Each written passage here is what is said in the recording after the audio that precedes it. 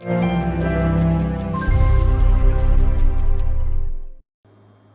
game changer in the world of cryptocurrency. The U.S. Securities and Exchange Commission on Wednesday approved the first ever spot Bitcoin ETFs, giving institutional and retail investors exposure to the world's largest cryptocurrency without directly holding it. The funds, from asset managers including BlackRock, Fidelity, and ARK Investments and 21 Shares, among others, track Bitcoin's spot price in real time. Until now, only futures-based Bitcoin ETFs have been available. Some products are expected to begin trading as early as Thursday. The new funds are a major boost to an industry beset by a string of scandals, most notably the collapse of crypto exchange FTX and the conviction on fraud charges of its founder, Sam Bankman-Fried. Ben Laidler is global market strategist at eToro. So I think it's another key step forward in the development of what is still by far the youngest, smallest, and most retail investor dominated of all the asset classes. And it's happening in what is by far the world's biggest capital market. Let's just recognize this is just one of what I think is a long laundry list of potential asset class catalysts this year. I mean, next up, we would have the Ethereum spot ETF decision, and then we move on to the April Bitcoin halving, on and on, any one of which I think is important in the context of what is still a very small asset class. The green light from the SEC comes after a false start the day prior. Industry insiders and media outlets were caught off guard Tuesday evening when an unknown party posted on the SEC's X account that all the ETF products had been approved, sending investment executives scrambling to figure out what was happening. The SEC quickly disavowed and deleted the post and said authorities are investigating the incident. X confirmed late on Tuesday that the SEC's account was hacked. Bitcoin has gained more than 70% in recent months on the expectation ETFs for the asset would be approved. It was trading upwards of $46,000 on Wednesday. Standard Chartered analysts this week said the ETFs could draw $50 billion to $100 billion this year alone, driving the price of Bitcoin as high as $100,000. A live broadcast on Ecuadorian TV was dramatically interrupted on Tuesday by balaclava-clad gunmen. Just one example of a fresh wave of violence that's shaken Ecuador after a high-profile gang leader disappeared from prison on the weekend. The violence that started in several prisons has since spread to the streets and has led President Daniel Noboa to launch a military crackdown on gangs. Security in Ecuador has been worsening since the pandemic, which also brutally battered the economy. The government says violent deaths nationally nearly doubled in a year to more than 8,000 in 2023, and blames the situation on the growing reach of cocaine trafficking gangs. Inside Ecuador's prisons, the gangs have taken advantage of the state's weak control to expand their power. The city of Guayaquil is considered the country's most dangerous, as its ports are a hub for drug smuggling. Police said on Sunday that gang leader Adolfo Macias had disappeared from the prison where he was serving a 34-year sentence. Meanwhile, there were incidents of violence in at least 6 prisons. As of Wednesday, more than 100 guards and other staff were still being held hostage. A prison in Riobamba saw 39 inmates escape, though some have been recaptured. Several police officers were kidnapped and 2 were killed on Tuesday. Explosions were also confirmed in several cities, though no injuries were reported. President Noboa has said the violence is a reaction to his government's plans to build a new high-security prison for jailed gang leaders. Noboa, who took power in November after pledging to curb violence, has said he will not negotiate with terrorists. On Monday, he declared a 60-day state of emergency, enabling military patrols and setting a national nighttime curfew. And on Tuesday, in an updated decree, Noboa said he recognized an internal armed conflict in the country and identified several gangs as terrorist groups. The decree ordered the armed forces to neutralize the groups. Police say they have made dozens of arrests, but some Ecuadorians are questioning why the president is not taking harsher measures against gangs. Noboa plans to hold a security-focused plebiscite later this year, asking the public if the government should undo a ban on the extradition of Ecuadorians wanted abroad, and if asset seizures from suspected criminals should be allowed.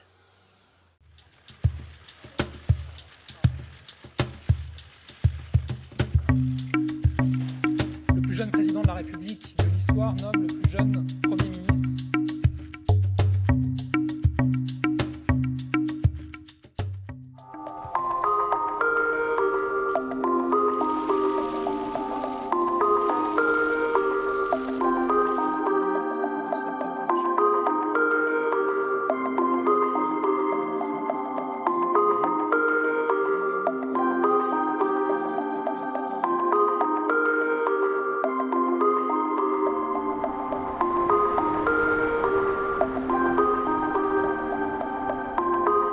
So Attal is really a young prodigy. He brings a lot of dynamism to the political class. What Macron would have really wanted in naming Attal is someone who comes from the left but who also appeals to conservative voters.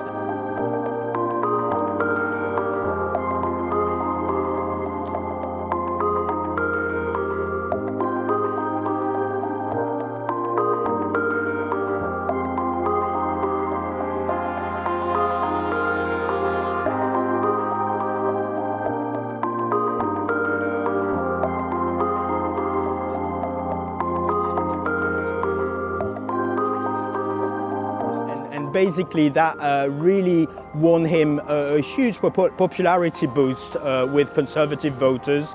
And for Macron, that's really something precious that he would want to harness for the European elections.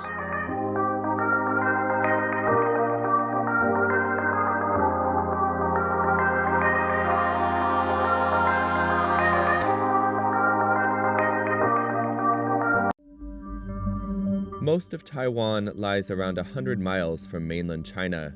The island of Kinmen, however, is only a short ferry ride away. Tanks and barricades face the skyscrapers of the Chinese city of Xiamen on the horizon.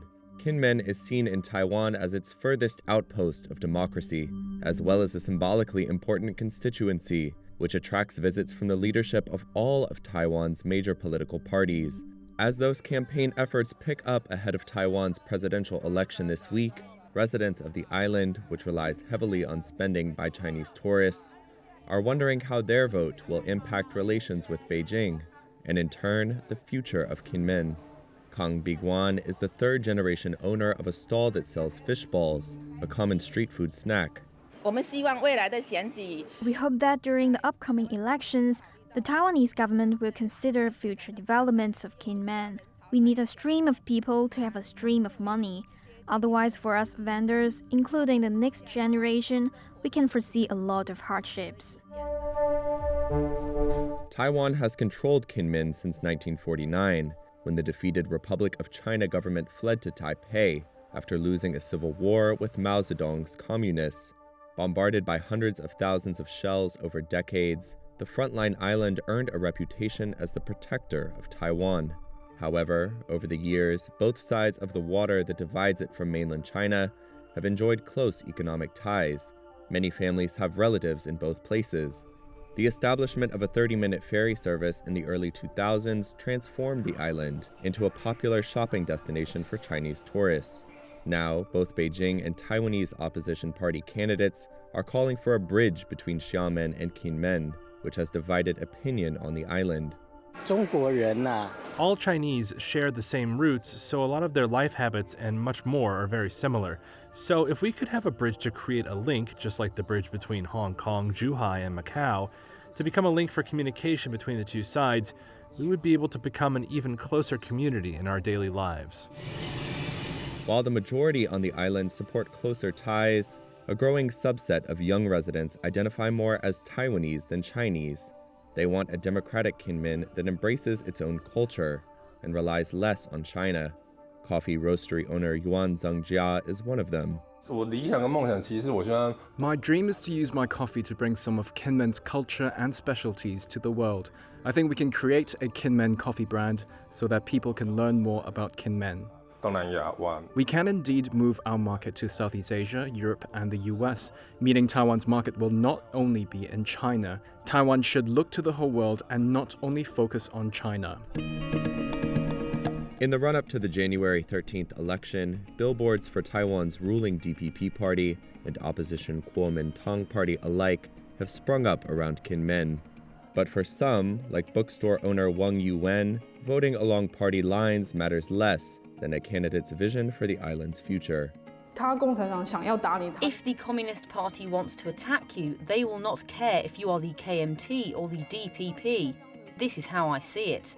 So, based on this, I tend to vote for the candidate of a party that does not want to get closer with China.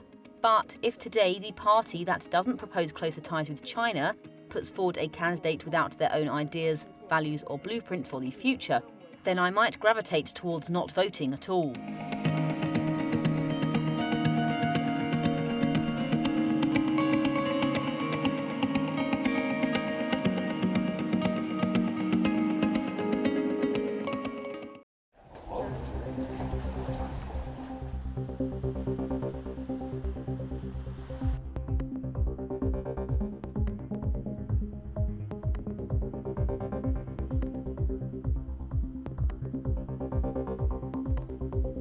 And this is a moment of profound tension in the region. This is a conflict that could easily metastasize, causing even more insecurity and even more suffering. So from day one, among other priorities, we have been intensely focused on working to prevent the conflict from spreading.